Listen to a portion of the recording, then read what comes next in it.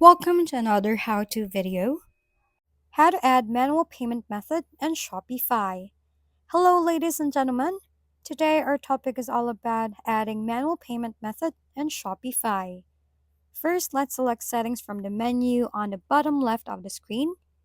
Click payments after that. From this point, we must ensure that our payment arrangements are accurate. For instance, as you can see, the text should show as active rather than setup incomplete if you have set up payments on PayPal. To utilize an alternative payment method, select Choose a Provider. You can then choose whichever bank you want to use from here. I will click on the Bogus Gateway because I'm instructing you. To activate, just click if you would prefer to utilize a different bank here. The same applies. And that's the end of it. That is how to add manual payment method in Shopify. That's it for this tutorial. For more how-to videos, please don't forget to subscribe and hit the like button if this video has helped you.